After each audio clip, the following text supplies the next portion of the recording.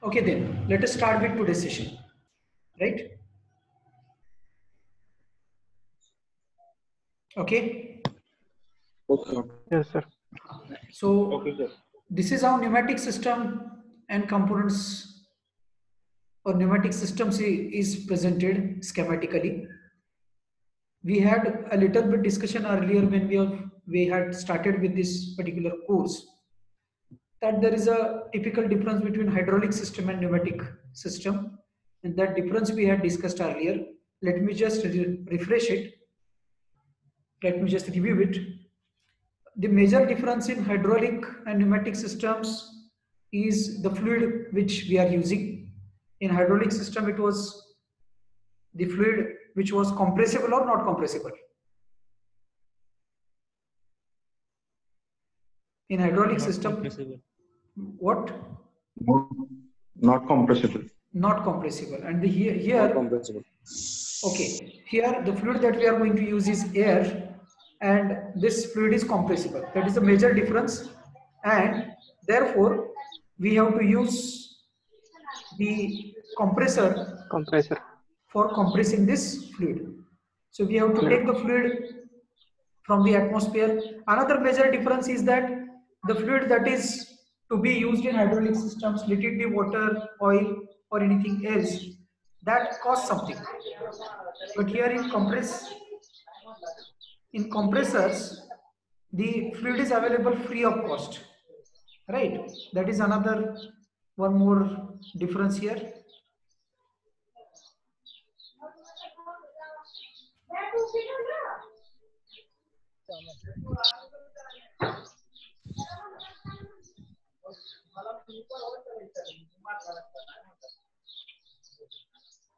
Hello. Please mute yourself, everyone, because okay. So we have to use compressor here. That compressor will take the air, and then the air is compressed. But another difference is that another thing that is supposed to be used in pneumatic systems is we have to use the cooler here, separator here, dryer here, so as to treat the air which we have taken from the atmosphere and which is compressed, right?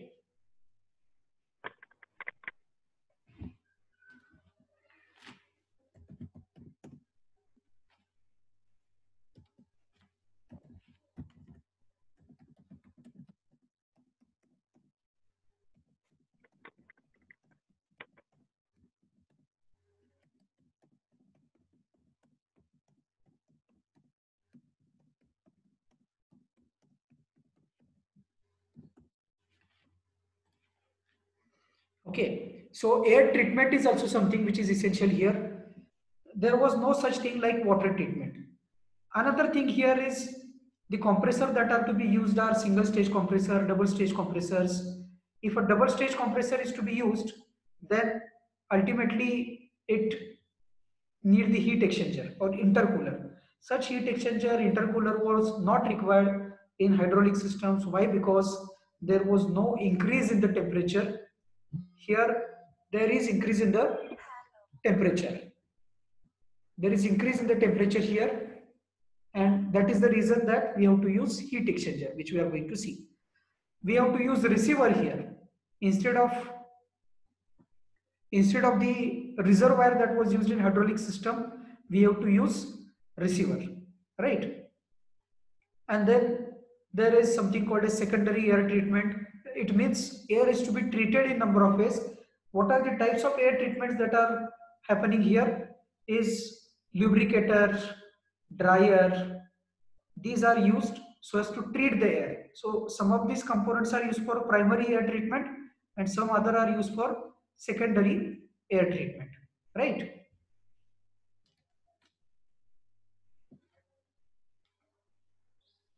Okay, let me just come back.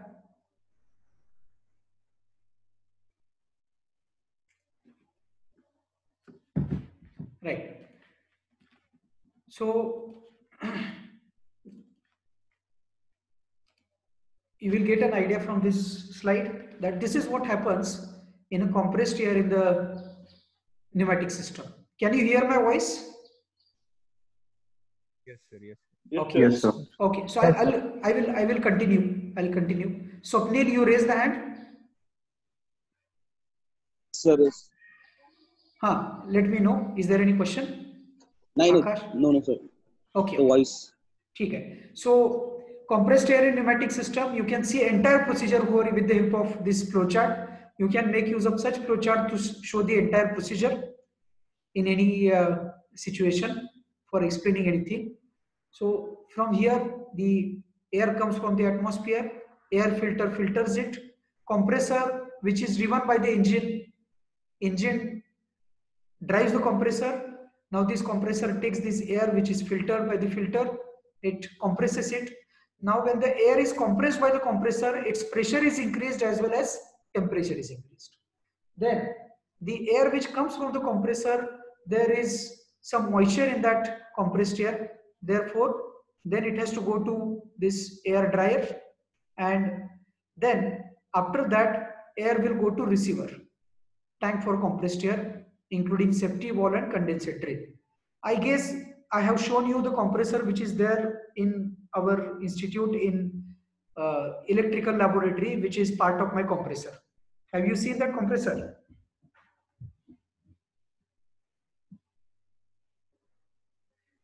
As a part of my setup, which was shown to you earlier to demonstrate hydraulic system, there as a part of that system there is compressor also, right? So once again, if you see this compressor after we join back, you will get a very good idea about air compressors, right? We have a good air compressor of sufficient capacity of 100 meter cube per hour. So this all, as you can see, is generation of compressed air. Compressed air is generated here. This is compressed air network, and then after the compressed air is generated, it goes to air preparation. So here we have to use FRL unit. FRL unit is famously known as filter, regulator and lubricator unit, where we have to filter the air again, it has to be lubricated, and then there are some valves. Then it will, that air which is treated, air which is prepared now, air is prepared in such a way that it will be useful for the industrial fluid power applications where air is used. It will go to pneumatic, it will go through pneumatic tubes and fittings, and then it will go through valves, control valves. We know very well what are the different types of control valves. Those are all pressure control valves, flow control valves, direction control valves. Through all such control elements, which are again part of pneumatic system, the treated air or prepared air goes through all such valves, and then finally it goes to actuators or cylinders, and then that is used by in the actuator. At the end of actuator, it will drive the piston and rod, and maybe it will displace the piston and rod, and then we will get the required force accordingly, right? This is how compressed air in pneumatic system works. This is the overall the flow of the processes that are happening in pneumatic system from very beginning to the end. Now you can understand that some of the components are very similar, or overall the procedure is similar. The components are different. Like instead of hydraulic pump, it is compressor. Now there it was, the pump was driven by the motor. Here also same is possible, but in this case it is shown as engine. Then air treatment is a different unit here. There was no such thing like water treatment, because the air which is compressed, its temperature is increased, it has some moisture into it. That moisture is supposed to be removed. The air is supposed to be lubricated, because hydraulic fluids, there is no need of lubrication, because oil, water, etc. are well lubricated itself. But air is dry, and therefore there is need to lubricate this air which is otherwise very dry, and then there is the possibility of damage by this very dry air to the system components. That was not the case with which was advantageous point in hydraulic systems, that hydraulic fluid is a well lubricated fluid, oil, water, etc. So it will lubricate all the system components automatically, right? So that is something which is happening there, right? So this is the difference between hydraulic systems and pneumatic systems, which you can explain with the help of block diagrams for both the systems. I advise you to similarly draw a block diagram for hydraulic system. Will it be possible? Hello? Yes, sir. So to explain hydraulic system, you can similarly draw a block diagram where you can show all the components. We had lot of discussion on hydraulic system. You can show all those components from beginning to end, and then you can show its working with the help of such a block diagram, which will be quite useful. Now, air compressor is a mechanical device which converts mechanical energy into fluid energy, like hydraulic pump, which was converting mechanical energy into fluid energy. Compressor increases the air pressure by reducing its volume, which also increases the temperature of compressed air. So here pressure is increased by reducing its volume. That was not happening in hydraulic system. This air is compressible here, so its volume is possible to be varied. Our basic intention and outcome that we are expecting is air pressure is supposed to be increased. What ultimately we are doing in compressors is we have to increase the pressure, because pressurized air will be able to do the required work in pneumatic systems. But while pressure is increased, the temperature of the compressed air also increased. And then if the compressor air is to be compressed in more than one stages, so as to take care of this increase in temperature, we have to use heat exchangers in two-stage compressors. Compressor is selected based on the pressure it needs to operate and the delivery volume.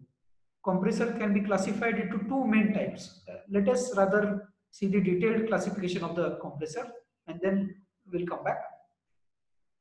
Shall I go ahead like this? Yes, sir, no problem. Okay. Yes. Yes, sir. Okay. So this is the classification of the compressors. Compressors are classified as positive displacement compressors and dynamic displacement compressors. You need to understand compressors in detail over here, because if how compressor works, what are different types of compressors, if that is understood better, then it will be very easy to understand the rest of the pneumatic system, right? So positive displacement compressors and dynamic displacement compressors. In positive displacement compressors, again, there are reciprocating type of compressors, which you know very well, like reciprocating air compressor, which is the arrangement is like cylinder, piston, and piston rod arrangement. That is called as the reciprocating type air compressor. This is also one more compressor, labyrinth compressor. This is diaphragm compressor. Some of these compressors I will just let you go through. Rotary compressors, again, the compressor principle is based on positive displacement type of compressors, but here the elements that are used for compression are vane, lobe, ring, screw, etc. I think we have seen similar kinds of pumps earlier, yes or no? Piston type of pump, then vane type of pump. We had a discussion on this kind of pumps earlier. So instead of that, there are the compressors here: screw type compressor, vane type compressor, lobe type compressors, liquid ring compressors, etc. But these both are, let it be reciprocating components used for compressing or rotary compressors used for compression, but these are all positive compressors. I will tell you what is difference between positive and dynamic displacement compressors. Dynamic displacement compressors are centrifugal compressors and axial compressors. Now let's see this difference between positive displacement compressors and dynamic displacement compressors. Positive displacement compressors, air is trapped between the elements. I guess we had discussed difference between such types of pumps earlier. Yes or no? Yes, yes. Because the principle of working differs based on these two important points. Here, the air is trapped between the elements and forces it from suction to the discharge. Air is taken from the suction from atmosphere through the suction. It is trapped between the elements. The elements might be vane, screw, piston, etc., and it is forced from suction to the discharge port. Produces pressure by creating flow. But here in dynamic displacement compressors, for example, centrifugal compressors, impeller passes on velocity from motor to the liquid, which helps move the liquid to the discharge. So the air is thrown back, air is thrown here, air is thrown outside, the impeller works on the air, and that is how it compresses. Here the air is not trapped between the two elements. In positive displacement compressors, it is trapped between the two screws, vanes, piston and cylinder. That is not the case here. Here, impeller rotates and it throws the air outside by pressurizing it.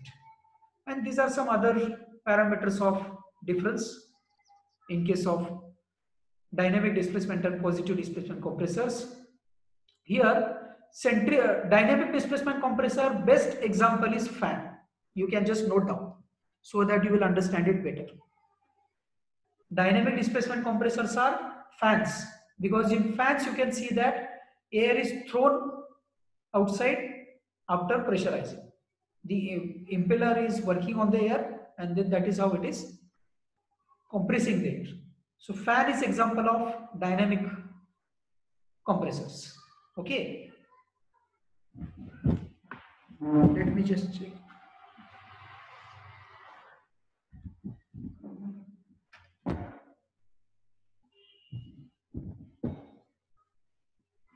Okay. Then these are some other points of differences between positive displacement compressors and dynamic displacement compressors.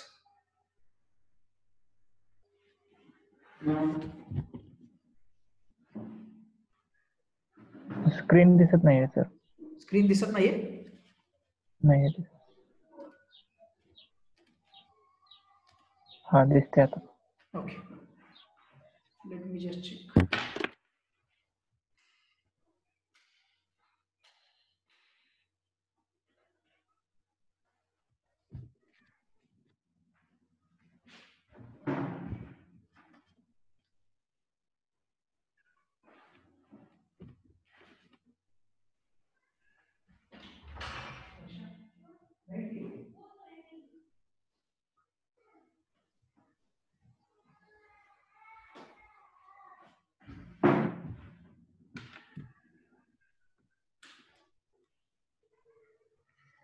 Okay, so this is single cylinder compressor. Am I audible now? Yes, sir. Maybe after 5-10 minutes there is possibility of the change in the I have to start with new meeting, so please wait for 5 minutes and then we'll begin again. So this is single cylinder compressor. You are very well aware about the working of the compressor, I guess.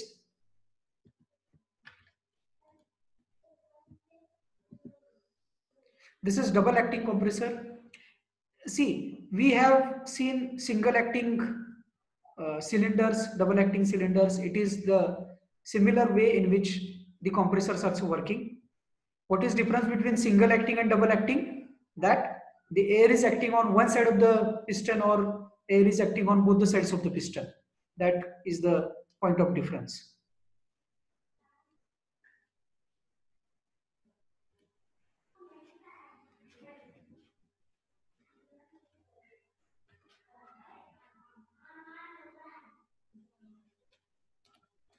Double acting cylinder. This is multi-stage compressor. Please note down, in multi-stage compressor you will see intercooler. This intercooler is nothing but heat exchangers. Heat exchanger is used because air is compressed in two stages. In first stage, the pressure is increased up to certain level, and then temperature that is increased will be reduced with the help of heat exchanger. Again, in the second stage, temperature is reduced with the help of intercooler, and that air with reduced temperature enter in the cylinder, and then again its pressure will be increased. So sometimes it may not be possible to increase the pressure of the air in a single stage, it has to be done, increase in the pressure has to be done in 2 stages. And that is something is done with the help of intercooler. So first stage,